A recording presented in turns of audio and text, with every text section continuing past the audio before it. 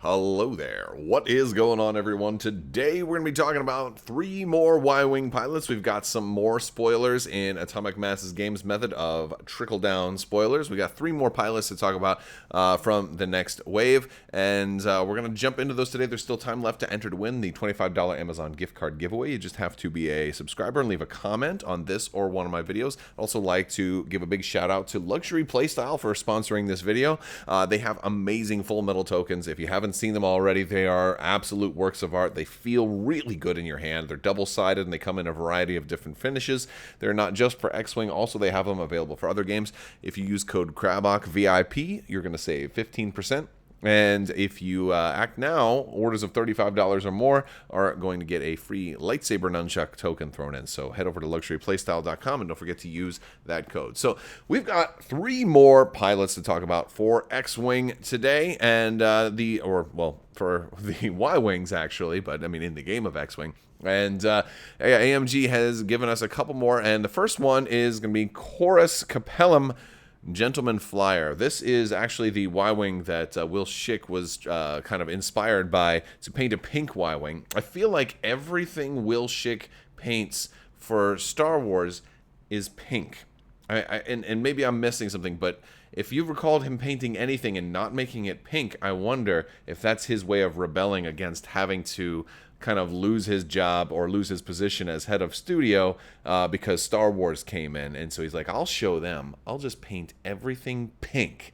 And they'll be, and it turns into a joke, and Simone actually really gets a kick out of all the pink stuff. So, that's just his thing now. But that's kind of like my little theory, is that he was mad, so he decided, you know what, I'm going to paint everything pink. Because he did Lando in pink, he did Yoda in pink, he's done this in pink.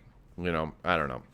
Anyway, I digress. Let's talk about Chorus Capellum. The Y-Wings have the intuitive interface. If you do an action added to your action bar by a talent, or a modification, or an illicit, you may perform a calculate action. So that's one of the things that they have going for him. But in this particular case, Chorus is trying to get even more tokens, because he says, before you engage, you may choose one ship in your firing arc at range 0 to 1. If you do, transfer a green token from that ship to yourself. It's pretty good. The only thing that makes it not good is that he's initiative 1. So he's going last. He is, look, he's got like 7 hit points, right? 3 shields and 4 hull, so he might survive. I feel like this is somebody you want to outfit with like a big, heavy ordnance load. Give him some big torpedoes. And although at initiative 1, you've also got devices. Maybe you want to drop bombs. I feel like you could do a lot of different things with this guy. But if you want to be able to shoot at that ace, or if you can line up, the problem is they have to be in your firing arc and at range 0 to 1. And that's not always the easiest thing to get like some kind of ace at to have a shot on them at initiative 0 to 1. You might be able to line this up with a turret, though. A turret might be a little easier. But yeah, then you get to take one of the green tokens from them to yourself. Now, this doesn't have to be an enemy ship either. You could do this to a friendly ship. You could have a couple other guys flying with him and just be like, hey, let me borrow that focus. If you don't mind, sir. I can imagine being like, would you mind terribly if I were to borrow a focus token? I would gladly pay you Tuesday for a focus token today. And this does kind of work within the Y-Wings also, because maybe somebody has a spare calculate that he could take. I don't think he would take an evade unless he was going up against a whole bunch of other initiative 1s and he happened to have initiative and was going to be returning fire returned to him, and maybe you just wanted to take the evade away from your opponent. But really, I think most of the time he is going to want to steal a focus or a calculate. So he's not bad. Him being initiative 1 means there may not be that many opportunities to use this. If this was on a higher initiative pilot, it would be really devastating. So I like that. It's a great pilot ability, but it's tempered by the fact that he's only initiative 1. He's got, of course, they've got the focus, and then red for the boost, barrel roll, and target lock. It's not bad. It's not bad. Now, don't forget, like they don't come with torpedo and missiles. You have to run the config on them. So normally, they have like the tech. He might have a talent. I don't know if he's going to have a talent at initiative 1, because like snapshot on him would be pretty nasty. potentially. Although I don't know if, because it would take effect if you did snapshot on him. It would take effect before they take their action and then take a green token. So it might not be that broken. But I don't know if he'll have a talent or not. But he's got, he'll have tech, turrets, astromechs, device, possibly 2 mods. At least the New Republic Patrol has the 2 mods. And, of course, the configuration, which is going to add a missile and torpedo if you want to do that. And it gives them that cool bullseye effect. If you can line up bullseyes with these, they're going to do really, really well. Moving on to our next pilot, we have Saithranali, the Tenacious Survivor. Tenacious D. Oh, and a little spoiler for artwork, right? Episode 9 TIE Fighters up in there. So those were the Sith TIE Fighters, which would be kind of a cool way to add more keywords and traits and stuff like that to your for your list building. To have some Sith generics.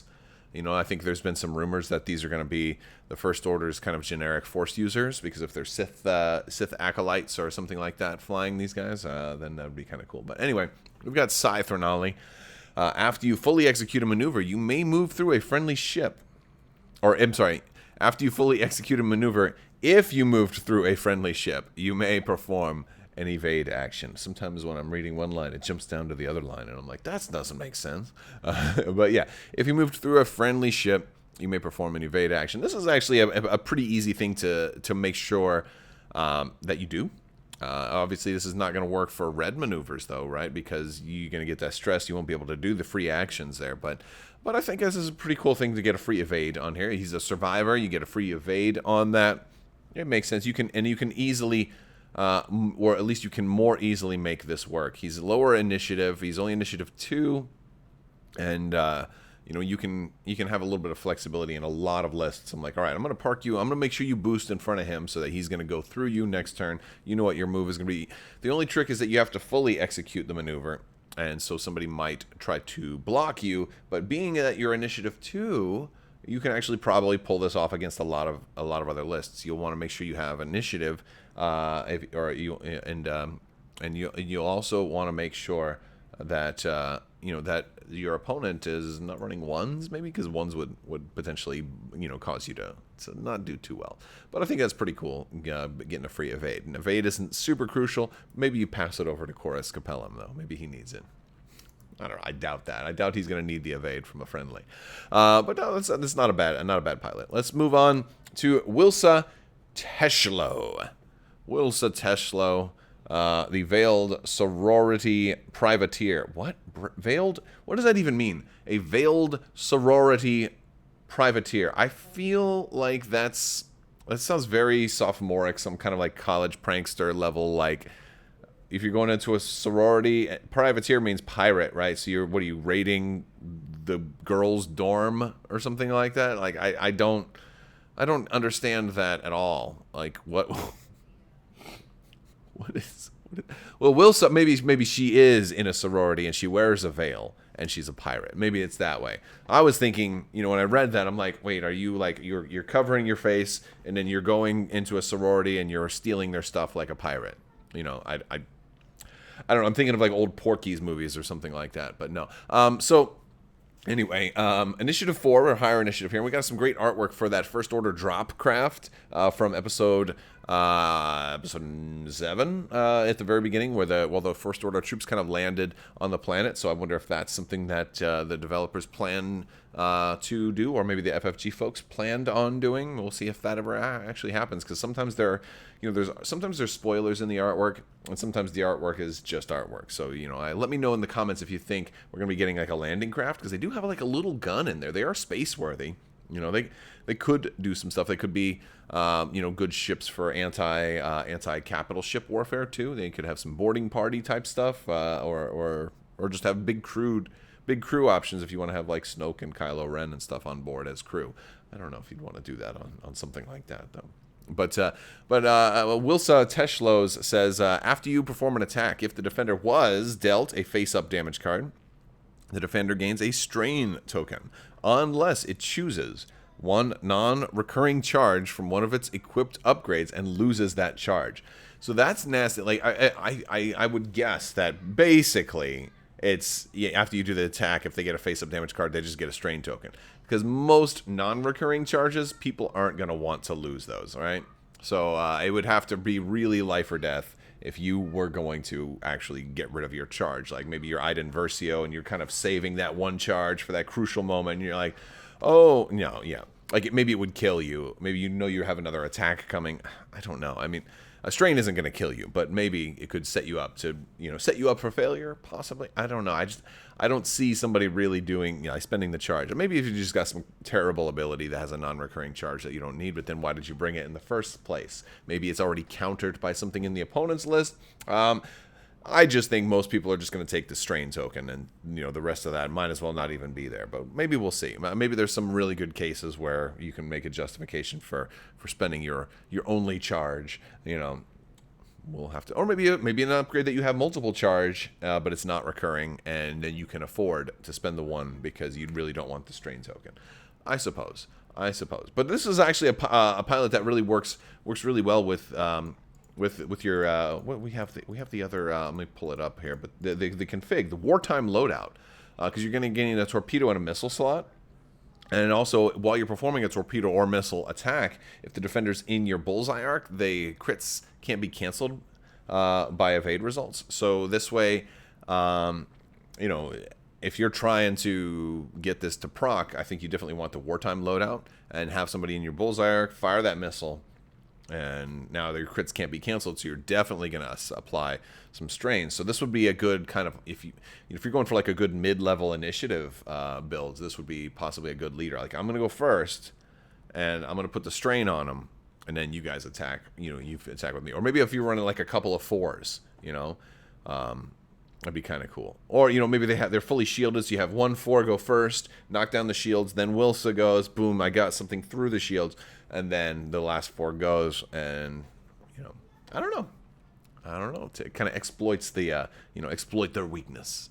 But yeah, those are our new pilots. We'll see if there's how much more there is for them to spoil before this and the Fury of the First Order come out. So stay tuned for more X-Wing reveals, news. I don't know how much more there is going to be before the mini extravaganza. So we'll stay tuned, and we'll be bringing you guys coverage of the mini extravaganza, seeing what Atomic Mass has in store for us.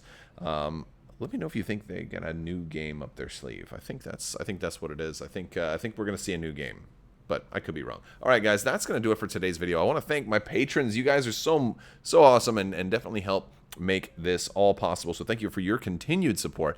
I will talk to you guys later, and always remember, when you're diving, make sure there are no live electric eels in the pool with you, unless of course you are made of electricity. And what are you doing in a pool?